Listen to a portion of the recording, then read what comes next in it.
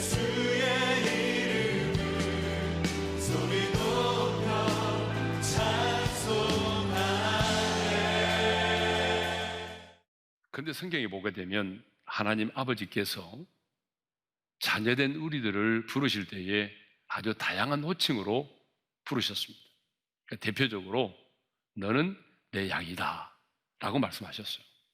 그러니까 내 양을 치라, 내 양을 먹이라, 그렇게 말씀하셨죠. 그러면 왜 하나님은 당신의 백성들을 부르실 때에 양이라고 부르셨을까요? 그것은 이 양이라고 하는 짐승이 가지고 있는 아주 독특한 그런 특성 때문에 그렇습니다. 우리가 잘 아는 것처럼 양은요, 목자가 없이는 살 수 없는 존재입니다. 그러니까 스스로 먹이를 구할 수도 없고, 스스로 떠나온 누리를 찾아갈 수도 없고, 스스로 자기 자신을 보호할 만한 그런 능력이 없어요. 그렇기 때문에 이 양에게는 절대적으로 목자가 필요한 것입니다. 그러니까 목자가 그들을 인도하고 그들을 보호해 주어야만이 살아갈 수 있는 거죠.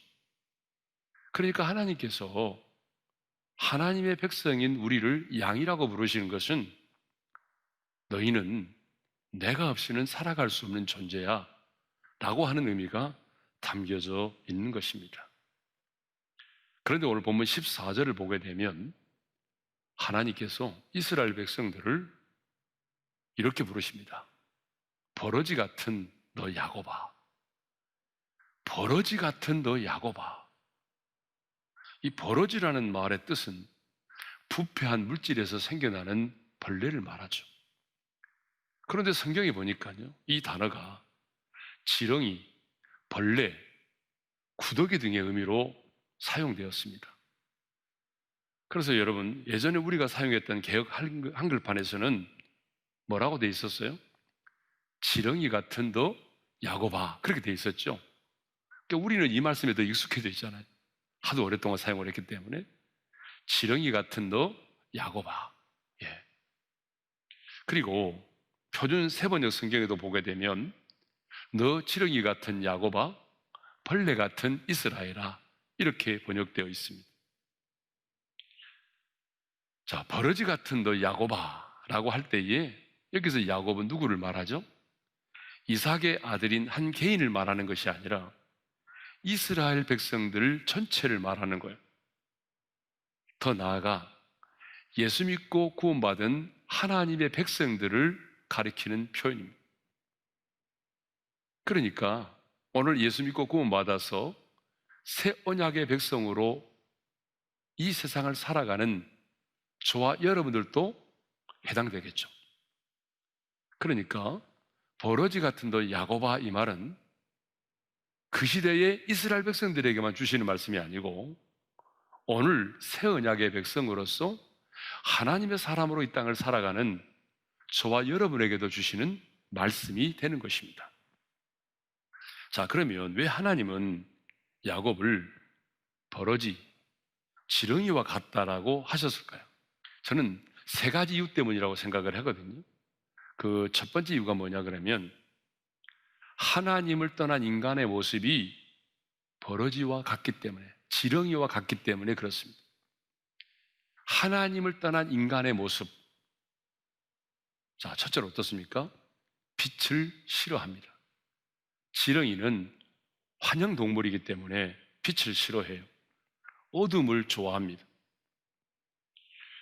여러분, 인류의 시조인 아담과 하와가 죄를 짓고 난 다음에 가장 먼저 했던 일이 뭐죠?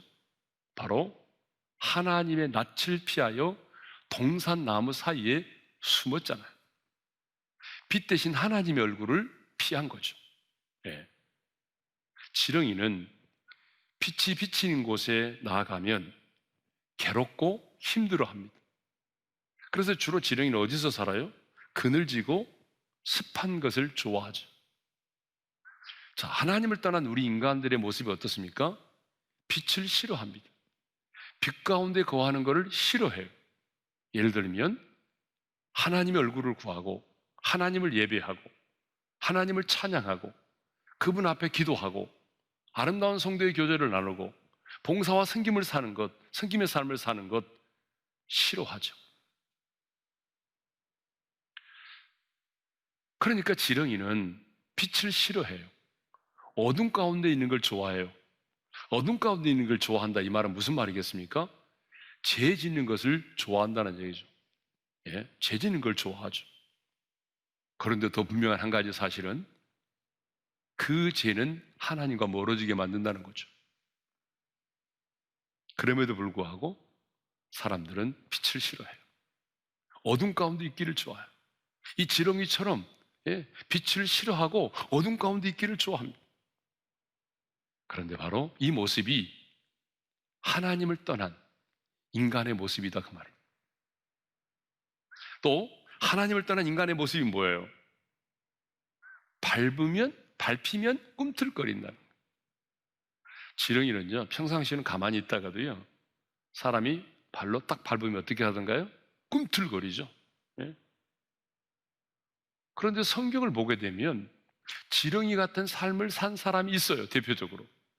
여러분 누구라고 생각하세요? 바로 야곱이에요. 야곱은요, 편안할 때는 하나님을 찾지 않았어요. 하나님 찾지 않아요. 네. 그리고 평상시에는 자기 방식대로 살았어요. 하나님께 묻지도 않아요. 네. 자기 방법, 자기 방식대로 살았어요. 그러다가요, 형이 군대를 이끌고, 자신의 형이 군대를 이끌고 자기를 향하여 온다는 소식을 듣게 됐어요. 형이 자신을 죽일 수도 있죠. 왜? 예전에 자신을 죽이려고 했으니까. 형 때문에 도망을 간 거 아니에요? 그러면 이제 형이 자신을 죽일 수 있다는 이 절체절명의 이 순간에 어떻게 했어요? 하나님의 이름을 부르고 약속의 말씀을 붙들고 무릎을 꿇어 기도했어요. 창세기 32장 11절의 말씀이죠. 읽겠습니다. 다 같이요. 내가 주께 간구하오니 내 형의 손에서, 에서의 손에서 나를 건져내시옵소서. 내가 그를 두려워함은 그가 와서 나와 내 처자들을 칠까 겁이 나기 때문이. 그리고 야복강 나루터에서도요, 당신이 내게 축복하지 아니하면 가게 하지 아니하겠나이다 라며 하나님과 씨름을 했어요.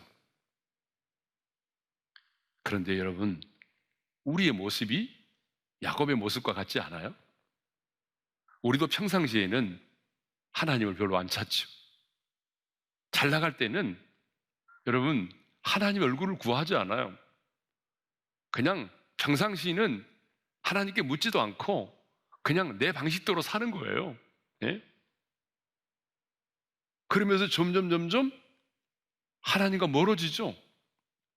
예배를 드리는 것도 어때요?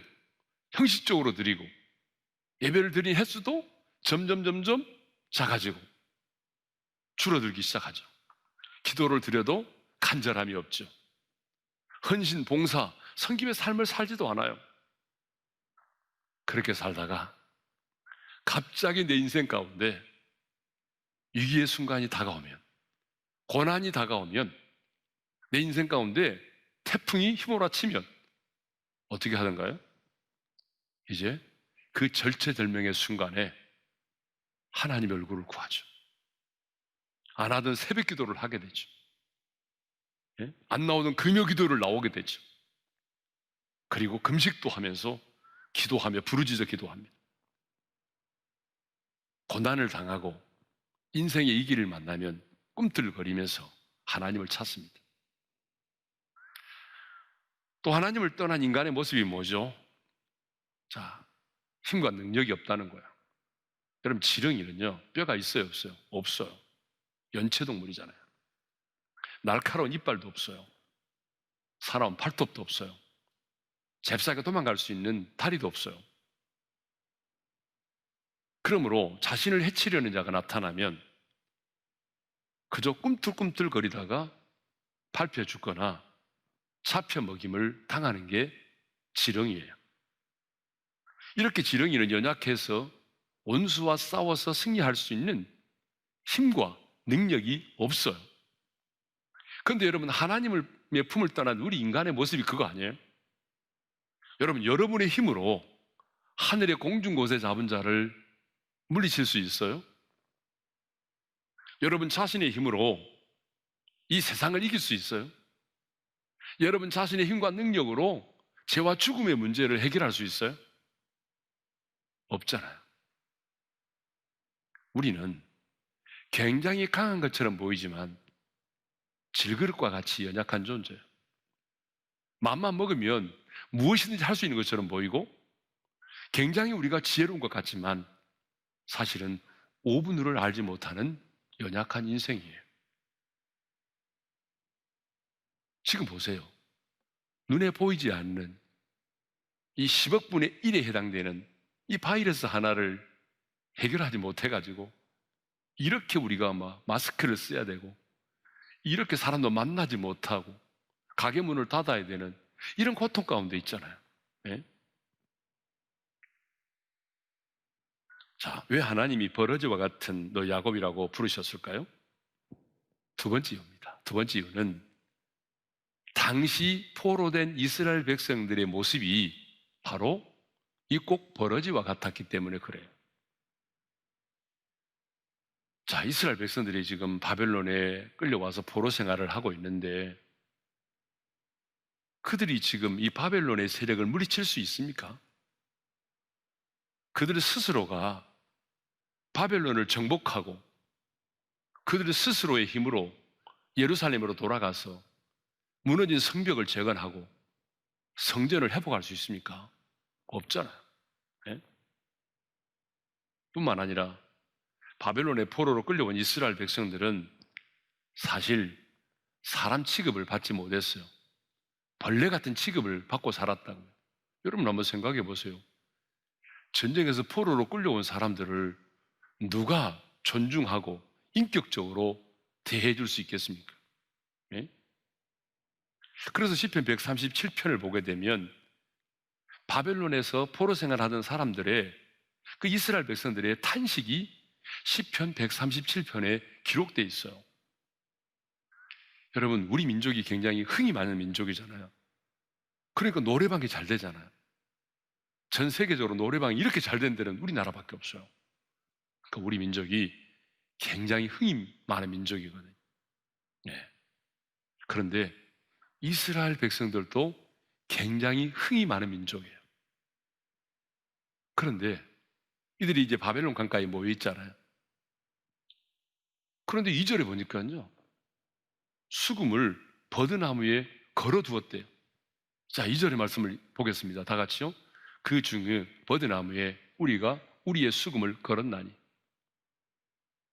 여러분, 수금을 타지 않고 버드나무에 걸어두었어요.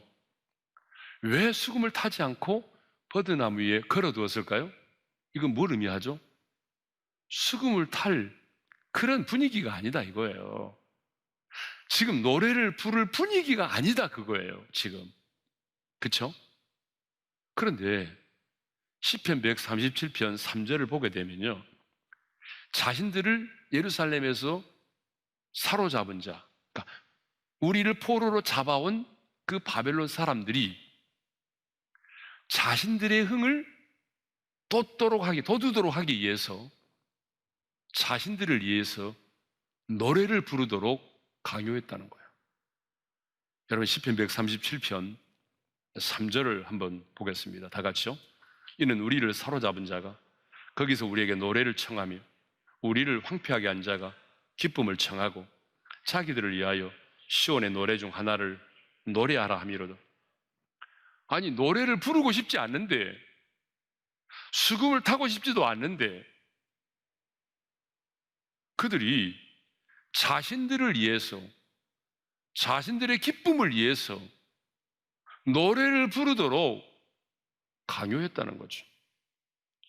여러분, 이렇게 바벨론의 포로로 끌려와서 할례받지 못한 이 바벨론 사람들에게서 이런 취급을 당한다니, 여러분, 그들이 얼마나 마음이 비참했겠습니까?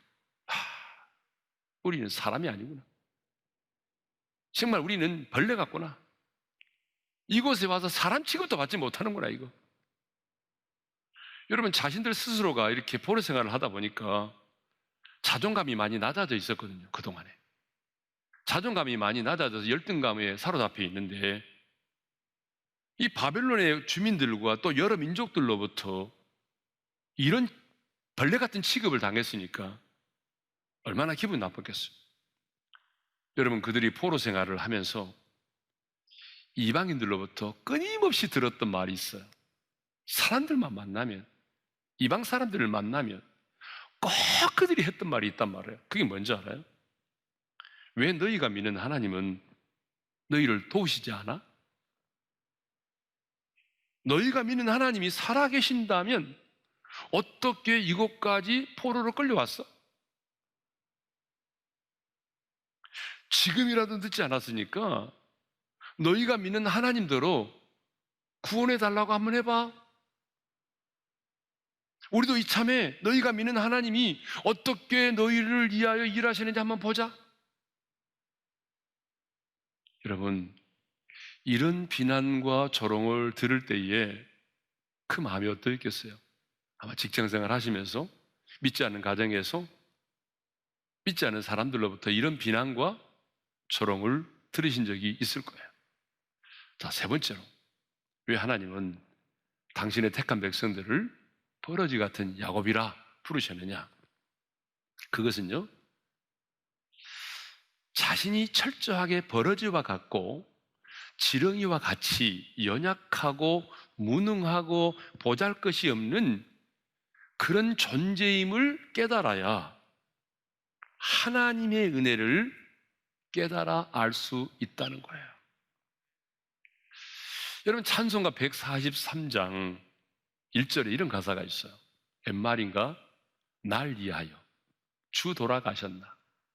이 벌레 같은 난리에 큰 해 받으셨나? 여러분, 왜 이 찬양을 지은 아이작 와치는 벌레와 같다고 했을까요? 그것은 자신이 벌레이기 때문이 아니라 벌레와 같은 내 자신에게 베풀어 주신 그 비교할 수 없는 하나님의 은혜, 측량할 수 없는 하나님의 은혜를 더욱 강조하고 드러내기 위해서 이 표현을 쓴 겁니다. 그래서 4절에 이런 가사가 있잖아요. 늘 울어도 눈물로써 못 갚을 줄 알아. 몸밖에 드릴 것 없어 이 몸 바칩니다. 예? 우리 함께 불러볼까요? 늘 울어도 눈물로써 못 갚을 줄 알아. 몸 밖에 드릴 것 없어 이 몸 바칩니다.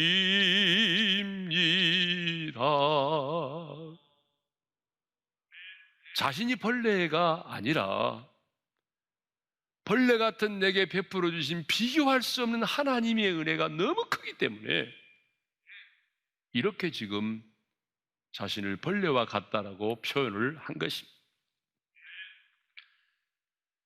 누가 값없이 베풀어 주신 하나님의 은혜를 깊이 깨닫고 감사합니까? 철저하게 나는 버러지와 같은 인생이구나. 나는 정말 무능하고 연약하고 천하고 보잘것없는 벌레와 같은 사람입니다. 철저하게 자신의 죄인됨을 깨닫는 자, 누가 봐도 나는 용서받을 수 없는 완벽한 죄인이라는 사실을 깨닫는 자가 누구보다도 구원의 감격을 누리며 깨닫고 살아갑니다. 하나님은 이제 너희는 버러지가 더 이상 버러지가 아니다라고 말씀하십니다. 물론 성경에 너는 버러지가 아니다 그런 말씀은 없습니다. 자, 먼저 14절의 말씀을 읽겠습니다. 다 같이요. 버러지 같은 너희 야곱아, 너희 이스라엘 사람들아, 두려워하지 말라. 나 여호와가 말하노니 내가 너를 도울 것이라. 내 구속자는 이스라엘의 거룩한 이인이라.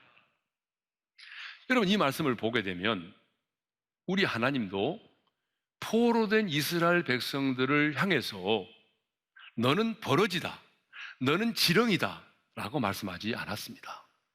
뭐라고 말씀하셨습니까? 버러지 같다, 지렁이 같다 라고 말씀하셨지, 너는 지렁이야, 너는 버러지야 이렇게 말씀하시지 않았습니다. 그런데 하나님은요, 버러지 같은 너 야곱아 라고 말씀하신 다음에 그 다음에 말씀들이 굉장히 중요합니다. 너희 이스라엘 사람들아 두려워하지 말라. 두려워하지 말라고 말씀하시죠. 너희가 볼 때는 지렁이처럼 보이지만, 약 힘도 없고 연약하고 부족하게 보이지만 두려워하지 마. 왜? 그 다음 말씀이죠. 나 여호와가 말하노니 내가 너를 도울 것이라. 나 여호와가 말하노니, 이 말이 굉장히 중요합니다. 이 말씀은 하나님 자신의 이름과 명예를 걸고 하시는 말씀이에요. 나의 이름과 나의 명예를 걸고 내가 너에게 말하노니 내가 너를 도울 것이다. 내가 너를 도울 것이다. 그리고 그 다음에 중요한 말씀을 하죠.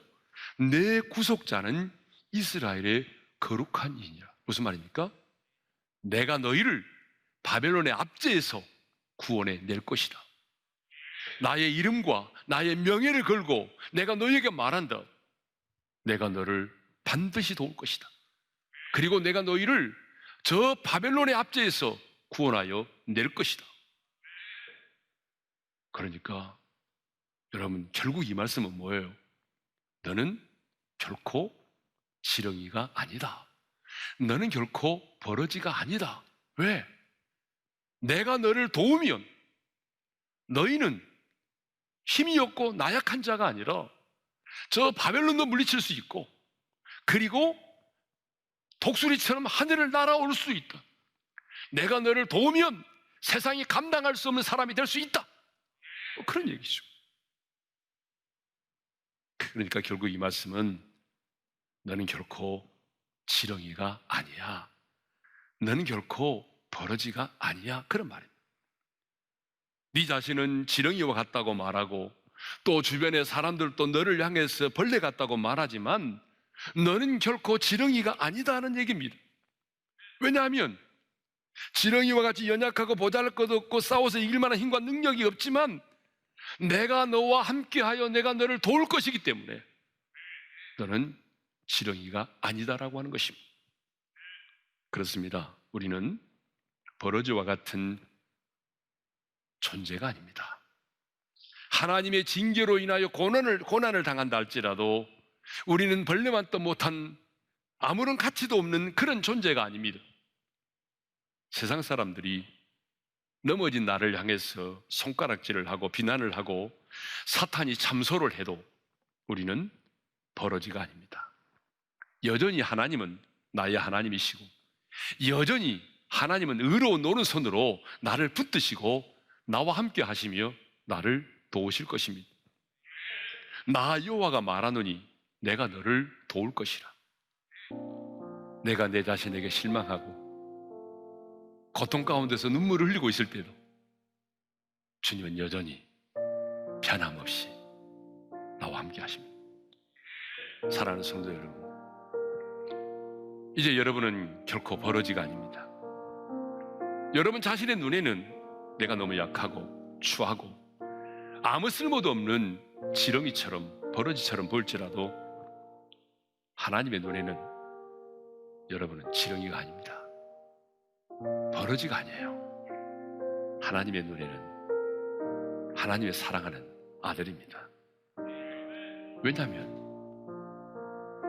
주님이 십자가의 해산의 그 고통을 통해서 여러분을 낳으셨기 때문이죠.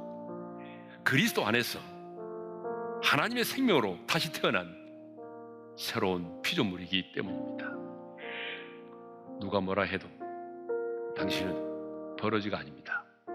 하나님의 아들입니다. 언제나 변함없이 하나님의 아들입니다. 여러분 자신의 정체성을 분명히 하고 당당하게 이 세상을 살아가시기를 주님의 이름으로 축원합니다.